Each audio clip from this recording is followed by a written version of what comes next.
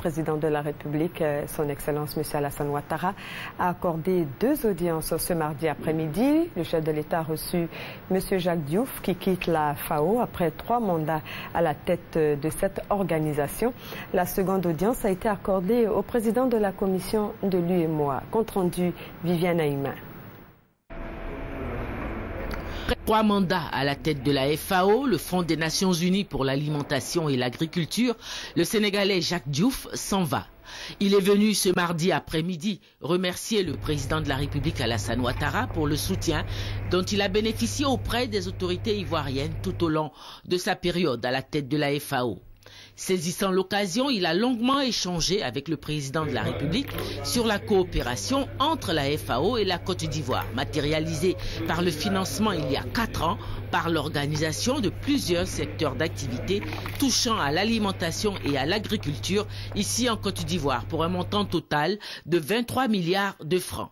Monsieur Jacques Diouf était accompagné par la représentante de la FAO en Côte d'Ivoire, Madame Koyara Marie-Noël. Je voudrais exprimer toute ma gratitude au gouvernement et au peuple ivoirien pour tout le soutien qui m'a été apporté au cours des 3 mandats à la tête de l'organisation d'une durée de 18 ans. J'ai été très heureux de voir l'engagement du chef de l'État en faveur de l'agriculture qui a été la source du miracle ivoirien et donc qui va constituer la base non seulement pour la croissance du produit intérieur brut mais aussi pour la génération d'emplois puisque c'est dans ce secteur avec les effets multiplicateurs notamment dans les transports, dans l'agro-industrie, dans le secteur bancaire pour financer l'activité que l'on va créer les emplois nécessaires pour lutter aussi contre la pauvreté. Le Sénégalais Cheikh Hadjibou Soumaré succède à la tête de la commission de l'UEMOA au Malien Soumaïla Cissé.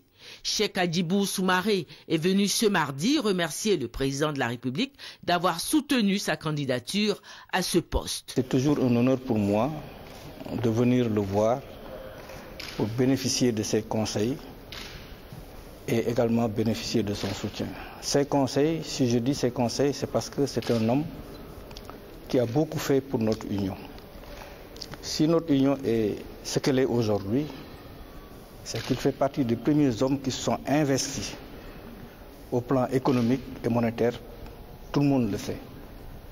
Je suis donc venu aujourd'hui pour bénéficier de ses conseils, mais pour le remercier également de m'avoir fait confiance à la tête de la commission de l'UEMOA. La Côte d'Ivoire est le moteur de notre union. Et si l'économie ivoirienne va très bien, notre économie de l'union va très bien. Et les seuls objectifs que nous ont assignés les chefs d'État, c'est comment faire pour apporter un mieux-être aux populations en matière d'éducation, en matière de santé, en matière de transport. Et tout cela, nous avons à l'idée d'exécuter ces directives dans la meilleure des manières avec le soutien de nos collègues ici présents.